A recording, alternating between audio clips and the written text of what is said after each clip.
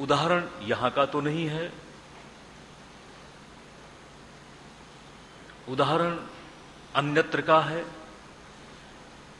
जिस समय अर्गला स्तोत्र में पत्नी की कामना की गई है कि पत्नी मनोरमा हो, मनोवृत्तानुसारिणी, मन को अच्छी लगने वाली हो और इसी के साथ अपने संकल्प के अनुरूप चलने वाली हो, अपने आचरण के अनुरूप आचरण रखने वाली हो। ध्यान देना सज्जनों, सुंदर हो लेकिन आपके संकल्पों के अनुसार न चले, आप बोलते कुछ और है और वो कुछ बोलती और है, तो बात गृहस्थी की सही नहीं चलेगी। कुछ सुनना होगा, कहीं मौन रहना होगा। कल जो चर्चा कर रहे थे, कभी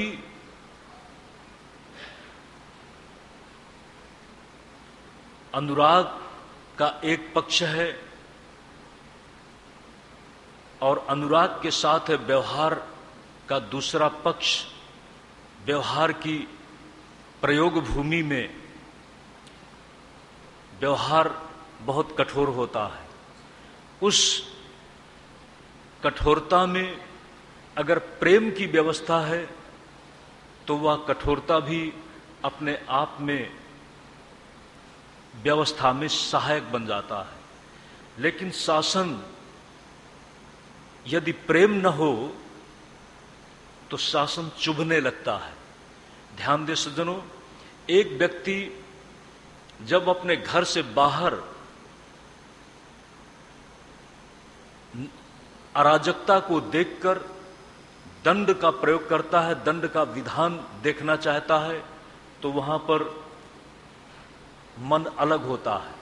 और जब घर में कोई गलती करता है तो गलती करने पर जब पिता या मां थप्पड़ लगाते हैं तो उस थप्पड़ में चोट लगे इसलिए नहीं मारा जाता, किंतु उसको सुधारने के लिए मारा जाता है। जहां पर सुधारने की वृत्ति हो, बनाने की वृत्ति हो, वहां पर कठोरता अपने आप में लांछन नहीं है, किंतु कठोरता जीवन के लिए एक आवश्यक व्यवस्था है। कठोरता के साथ, नियम की कठोरता के साथ प्रेम का शासन, अर्थात दोनों का एक संतुलित संगम होना चाहिए। इस बात को भगवान ने अपनाया था और यही उनके गृहस्थ जीवन की विशेषता थी। ऐसा देवर्षि नारद ने देखा। जिस समय भगवान द्वारका के राजकाज में मग्न थे, उसी के साथ उद्धव ने युधिष्ठिर जी महाराज की तरफ से एक संदेश आता है। युधिष्ठिर जी दिग्विजय के लिए एक यज्ञ करते हैं, लेकिन जिस यज्ञ की सफलता में दक्षिण, पश्चिम और उत्तर चारों तरफ सफलता मिल जाती है, लेकिन पूर्व में जरासंध शरणागति नहीं स्वीकारता। जब तक जरासंध है और जरासंध को जब तक जीता नहीं जाता, तब तक दिग्विजय का कार्य अपने आप में पूर्ण नहीं हो सकता। उस समय उद्धव ने भगवान को सलाह दी है, जरासंध को कैसे पराजित किया जाए। भगवान श्री कृष्ण हस्तिनापुर गए हैं, इंद्रप्रस्थ गए हैं और वहां जाने के साथ एक योजना बनी है। जरासंध के पास भगवान अर्जुन और भीम दोनों ही एक ब्राह्मण का रूप लेकर के गए हैं और जरासंध के सामने प्रस्ताव भेजा है कि कुछ ब्राह्मण आपसे याचना करने के लिए आए हैं। जरासंध जब उनको देखता है तो मन में सोचता है कि ये लोग तो लगता है कि कहीं हमको मिले हैं, इनको हमने कहीं देखा है। जरासंध और इन ब्राह्मणों के बीच बातचीत होती है। जरासंध ने कहा कि आप लोग हमारे सामने याचक बनकर के आए हैं, ब्राह्मण के रूप में हैं, आपके लिए मेरे पास कुछ भी अदेय नहीं है। अगर आप मेरे सिर को भी मांगते हैं तो मैं आपको दे सकता हूं। उस समय अपने असली रूप को जब वो वचनबद्ध हो गया तो असली रूप में आ जाते हैं कि आपसे हम युद्ध चाहते हैं। जरासंध बलवान के बल को देखें। जरासंध ने कहा, कृष्ण तुमसे हम क्या लड़ेंगे, तुम तो डरपोक हो, तुम तो भाग जाते हो, इसीलिए तो उनका नाम पड़ गया था रणछोड़। कल मैंने आपको बताया था कि रणछोड़ बने, लेकिन रणछोड़ बनने के साथ साथ किसी का उद्धार किया, काल यवन का वध हुआ, और मुचकुंद जो लंबी गहरी निद्रा में मग्न थे, मुचकुंद त्रेता के महापुरुष, तब तुम्हारा उद्धार होगा, नींद से तुम मुक्त होगे जब कृष्णावतार में कृष्ण आकर के तुमको दर्शन देंगे, तुम्हारा स्पर्श करेंगे। मुचकुंद को उस सहन से मुक्ति देना था, काल यवन का वध आवश्यक था। भक्ते भक्ते भगवान कृष्ण अपना पीतांबर मुचकुंद के ऊपर डाल देते हैं और पीछा करता हुआ काल यवन उस गुफा में जाता है जहां पर मुचकुंद सोए हुए थे, पीतांबर ऊपर पड़ा हुआ था, और पैर के आहत से वो ठोकर मारता है और कहा कि तुम भगेड़े यहां आकर के लेट गए हो। और जैसे ही वो सोया हुआ महापुरुष जगा, काल यवन उनकी कोप दृष्टि से खत्म हो गया है। नाम पड़ गया रणछोड़।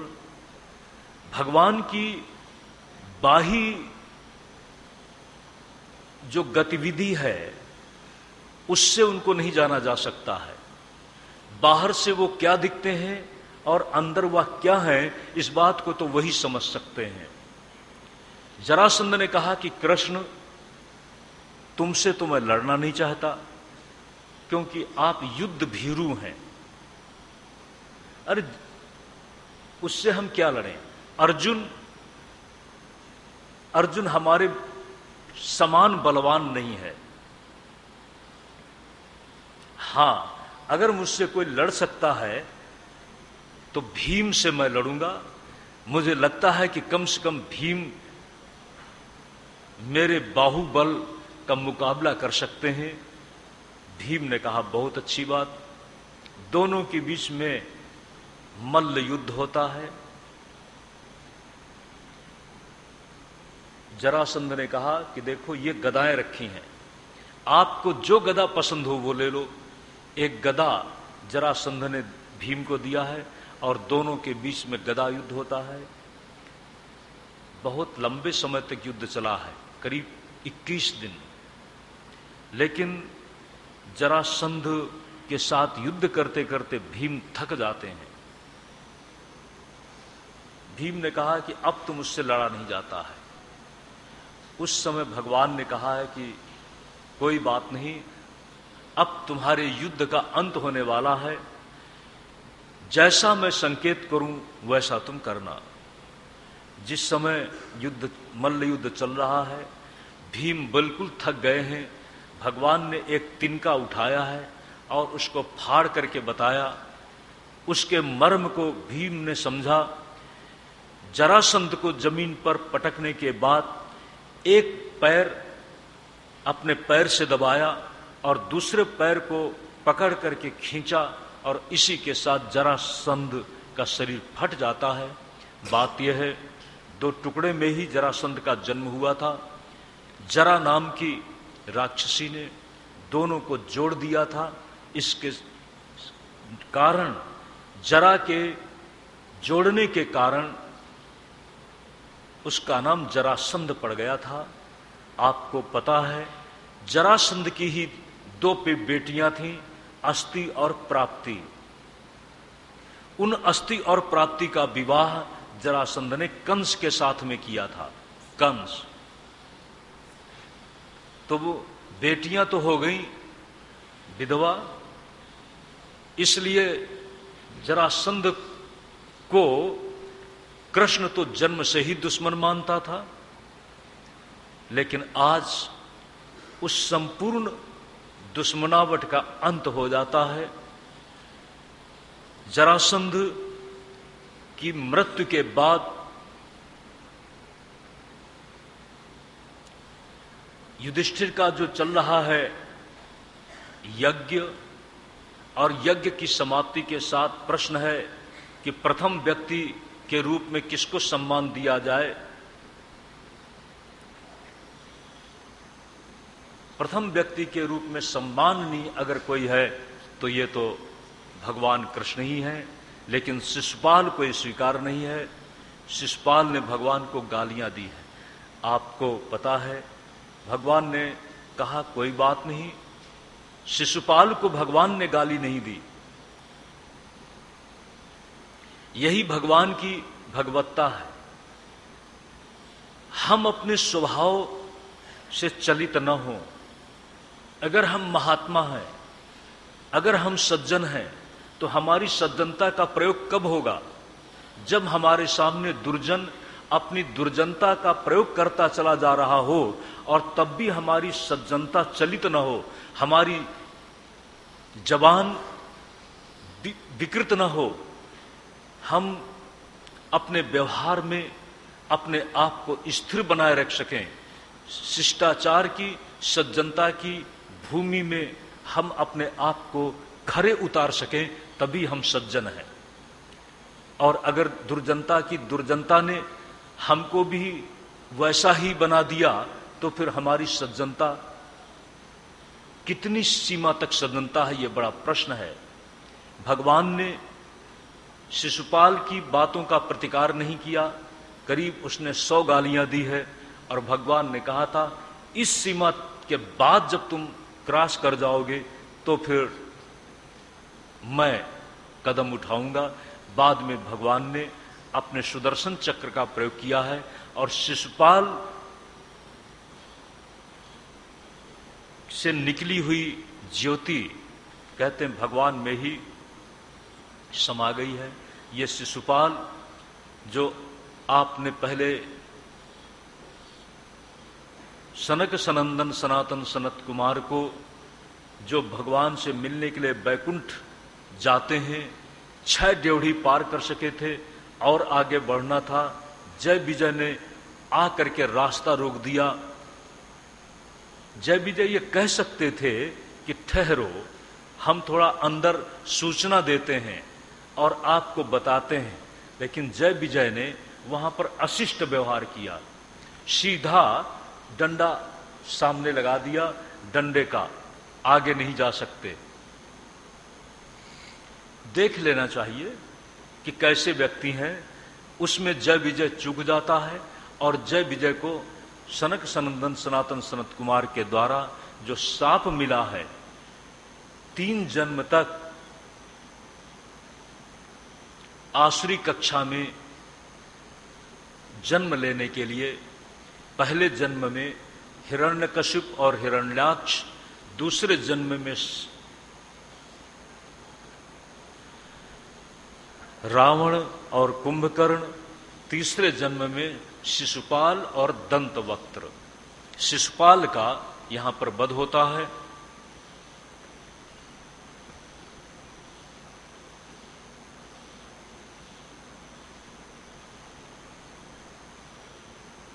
राजसूय यज्ञ में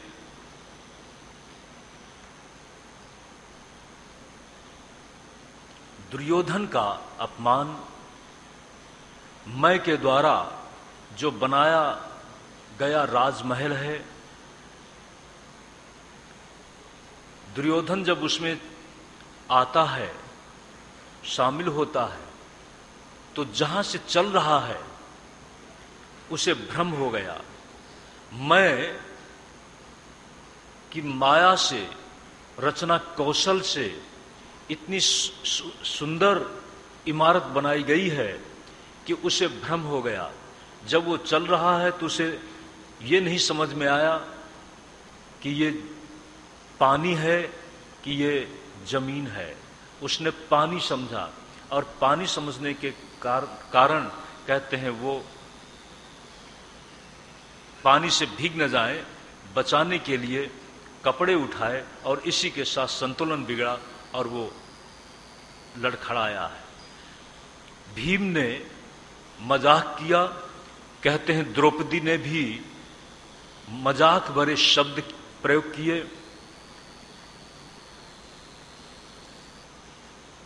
अंधे के